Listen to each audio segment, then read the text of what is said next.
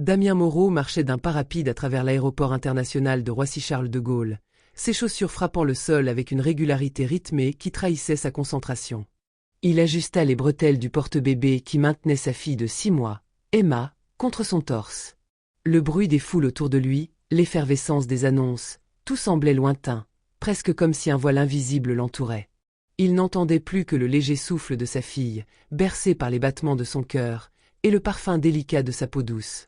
Emma dormait profondément, sa petite tête reposant contre son père, un petit sourire apaisé jouant sur ses lèvres.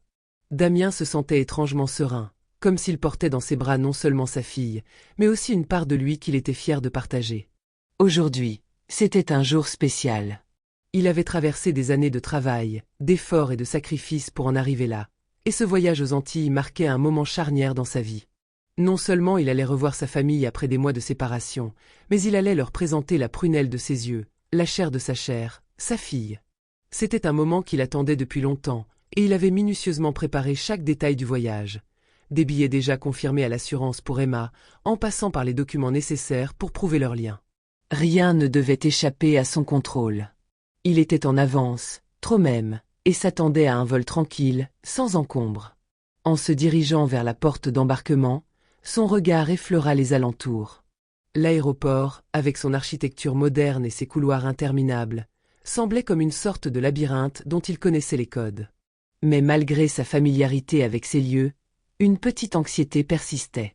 Ce n'était pas la première fois qu'il volait, mais pour une raison inexplicable, cette fois-ci, il y avait quelque chose de différent. Peut-être était-ce la présence d'Emma, peut-être le poids de la responsabilité d'être père, ou la volonté de protéger ce moment si précieux de l'éclat de ses yeux innocents. Puis, il aperçut l'hôtesse. Elle était grande, blonde, élancée, avec un uniforme impeccablement taillé. Un badge scintillait sur sa poitrine, portant le nom de Claire. Elle se tenait là, le visage d'une neutralité polie, mais Damien sentit immédiatement une gêne dans l'air, comme un malaise naissant. Elle se planta devant lui avant même qu'il n'atteigne la porte d'embarquement. Un blocage soudain et incompréhensible. « Bonjour monsieur, je suis désolé, mais nous avons un léger problème. » Damien s'arrêta net, sa main instinctivement serrant un peu plus les bretelles du porte-bébé. « Un problème. » Il regarda l'hôtesse, confuse. Pourquoi interrompre une file d'embarquement pleine de passagers pressés pour un simple problème? Quel genre de problème? Demanda-t-il en haussant légèrement les sourcils, tout en balayant la salle d'un regard furtif. L'hôtesse esquissa un sourire crispé, comme si elle préparait une réponse qu'elle n'était pas sûre de livrer correctement. Elle baissa les yeux un instant, cherchant probablement la bonne formule, avant de relever la tête et de fixer Damien, ses yeux bleus froids et distants. « Vous voyagez seul avec cet enfant ?» Damien cligna des yeux. La question, banale en apparence, l'étonna par son caractère soudainement intrusif. Il n'y avait rien d'anormal à ce qu'il voyage seul avec Emma. C'était sa fille, son enfant. Que pouvait-il y avoir de suspect à cela? « Oui, c'est ma fille, » répondit-il, d'un ton qui se voulait calme, mais qui trahissait déjà une pointe d'irritation. Il attendait que la conversation prenne fin, qu'il puisse enfin passer et continuer son voyage, mais l'hôtesse semblait vouloir prolonger cet échange, comme si elle cherchait à le tester, à chercher quelque chose qu'il n'avait pas encore dit. Elle sourit de façon plus mécanique cette fois-ci et regarda autour d'elle, comme si elle cherchait du soutien, ou peut-être un appui pour ce qui semblait une tâche un peu trop lourde pour elle seule. Damien suivit du regard son déplacement furtif, remarquant le regard échangé avec un collègue en arrière-plan. Une gêne palpable se fit sentir, comme une tension invisible qui se resserrait autour d'eux. « Nous avons des procédures strictes concernant les voyages avec des enfants mineurs. Vous devez prouver votre lien de parenté avant d'embarquer, » dit-elle, d'une voix qui se voulait autoritaire, mais qui sonnait plutôt comme une justification fragile. Le sol sembla se dérober sous les pieds de Damien pendant un instant. Les mots de l'hôtesse résonnèrent dans sa tête, comme un coup de tonnerre inattendu. Prendre son enfant dans ses bras, c'était déjà en soi une déclaration de paternité, une preuve. Pourtant, la procédure, les règles bureaucratiques, semblaient vouloir l'assimiler à un étranger, à un inconnu. Il inspira profondément, se redressant, cherchant à garder son calme. « Aucun problème. J'ai son acte de naissance et mon passeport, » dit-il, en fouillant dans son sac à dos avec une précision presque mécanique. Les documents étaient là, tout comme ils devaient être. Pas de place à l'improvisation. Il sortit l'acte de naissance d'Emma et son passeport, l'étendant à l'hôtesse. Ses mains étaient stables, mais son esprit, lui, s'agitait déjà. Pourquoi ce traitement?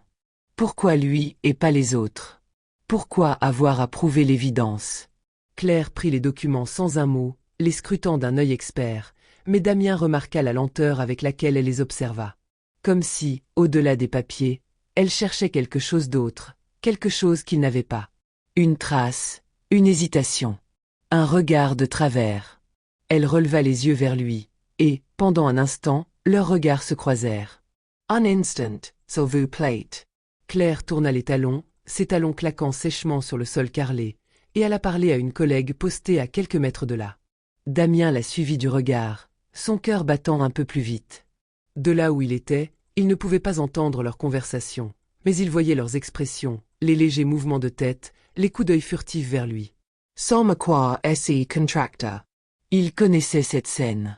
Il l'avait déjà vécue, sous d'autres formes. La collègue de Claire, une brune au chignon strict, fronça les sourcils en regardant les documents que Claire lui montrait. Damien vit le léger hochement de tête, puis un autre regard échangé. Son estimac SE Nua. Il cherchait une excuse. Une faille. Quelque chose pour légitimer ce qui n'était rien d'autre qu'une suspicion injustifiée. Après quelques secondes, Claire revint, toujours avec ce sourire figé, un sourire qui se voulait professionnel, mais qui transpirait le malaise. « Monsieur, je suis désolé, mais nous devons procéder à une vérification plus approfondie. » Damien cligna des yeux, son irritation grimpant d'un cran. « Pardon » dit-il, une pointe d'agacement perçant dans sa voix. « Vous avez les documents, tout est en règle. » Claire hésita. Elle jeta un rapide coup d'œil autour d'elle, comme si elle sentait le poids des regards sur elle. « C'est juste une procédure de sécurité, monsieur. » Les passagers derrière Damien, jusqu'alors silencieux, commencèrent à montrer des signes d'impatience. Le murmure du mécontentement monta d'un cran. Une femme d'une cinquantaine d'années, portant un foulard en soie, croisa les bras et secoua la tête avec indignation. « Pourquoi lui demandez-vous ça? J'ai 2 enfants et on ne m'a jamais posé cette question. » D'autres murmures s'élevèrent, et Damien sentit une étrange tension naître dans la file. Il n'était plus seul. Une jeune femme d'origine asiatique, les bras croisés sur son sac à main, le regarda avec une empathie évidente. Puis elle prit la parole d'une voix claire et sans équivoque. « Vous demandez ça à tous les pères ou juste au père noir ?» Un silence immédiat tomba sur la file d'attente. Claire se crispa, ses joues rougissant légèrement. Elle ouvrit la bouche, mais aucun mot ne sortit tout de suite. Elle ne s'y attendait pas. « Ce n'est pas une question de couleur, madame, c'est juste une procédure, » tenta-t-elle d'expliquer. Mais il était trop tard. L'indignation se propageait. « C'est étrange que votre procédure ne concerne que certains passagers, » ajouta un homme en costume, sortant son téléphone pour filmer la scène. Claire se raidit instantanément en voyant la caméra braquée sur elle. Son sourire professionnel vacilla légèrement. Damien, lui, sentait une vague de colère monter en lui. Il regarda Emma, toujours paisiblement endormie contre son torse, puis il prit une grande inspiration. Restez calme. Il savait que perdre son sang-froid jouerait en sa défaveur. Écoutez, j'ai payé mon billet comme tout le monde. J'ai tous les documents. Vous n'avez aucune raison de me refuser l'embarquement, dit-il, sa voix posée mais ferme. L'hôtesse ouvrit la bouche pour répondre, mais une voix masculine retentit derrière eux, forte et autoritaire. Que se passe-t-il ici? Un homme en costume noir s'approcha d'un pas décidé. Grand, le visage fermé, il dégageait une autorité naturelle qui imposait immédiatement le silence. Son badge indiquait responsable d'embarquement, et son regard acéré balaya la scène avec une froide efficacité. Il s'arrêta devant Claire, qui, visiblement soulagée de voir une figure d'autorité intervenir, se tourna vers lui avec empressement. « Monsieur Lefebvre, nous avons un souci. Ce passager voyage seul avec un enfant et... » L'homme la coupa sèchement, sans même lui laisser le temps de finir sa phrase. « Il a ses documents ?» Claire cligna des yeux, prise de court. « Oui, mais je pensais. » « Alors laissez-le embarquer immédiatement. » ordonna Lefebvre, son ton tranchant comme une lame. Un silence pesant s'abattit sur les alentours. Les passagers, jusque-là simples témoins de la scène, attendaient avec attention la réaction de l'hôtesse. Claire ouvrit la bouche, hésitante, comme si elle cherchait une ultime justification. « Mais, tout de suite », répéta Lefebvre, d'une voix qui ne tolérait aucune objection. Le message était clair. Claire pâlit légèrement avant de s'exécuter à contre-cœur. Elle tendit les papiers de Damien d'un geste raide, son sourire commercial disparut, remplacé par une expression de contrariété mal dissimulée. « Je suis désolée pour le dérangement, monsieur », murmura-t-elle du bout des lèvres, sans conviction. Damien la fixa un instant, détaillant son visage, son attitude, sa posture. Elle n'était pas désolée. Elle était contrariée d'avoir été contredite en public. Il aurait pu lui répondre, lui rappeler qu'un simple désolé ne suffisait pas à effacer l'humiliation qu'elle lui avait infligée devant des dizaines de témoins. Mais il savait que les mots, à cet instant, auraient peu d'impact. Alors, il rangea calmement ses documents, puis s'avança vers la porte d'embarquement. Juste avant d'entrer, il se retourna lentement vers Claire. Son regard était à la fois perçant et posé, une lueur de détermination dans ses yeux sombres. « Vous devriez revoir vos procédures. » Sa voix n'était ni agressive ni élevée. Elle portait simplement le poids d'une vérité que Claire ne pouvait plus ignorer. Un silence es installa. Puis, soudainement, un son discret mais significatif résonna dans l'espace feutré de l'aéroport. Des applaudissements. Ils n'étaient pas tonitruants, ni exagérés. Mais ils étaient là. Quelques passagers, ceux qui avaient assisté à la scène depuis le début, exprimaient leur soutien. Une femme âgée hocha la tête en signe d'approbation. La jeune femme asiatique, qui avait pris sa défense plus tôt, croisa son regard et lui adressa un sourire franc. Un homme en costume, toujours son téléphone en main, filmait encore, comme pour s'assurer que cette histoire ne resterait pas une anecdote oubliée. Claire, de son côté, baissa les yeux, mal à l'aise. Damien ne perdit pas une seconde de plus et s'engagea sur la passerelle menant à l'avion.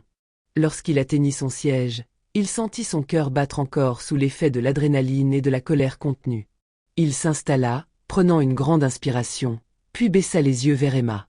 Elle remua légèrement dans son sommeil, sa petite main bougeant à peine contre son torse. Il caressa doucement ses doigts minuscules, un sourire triste étirant ses lèvres.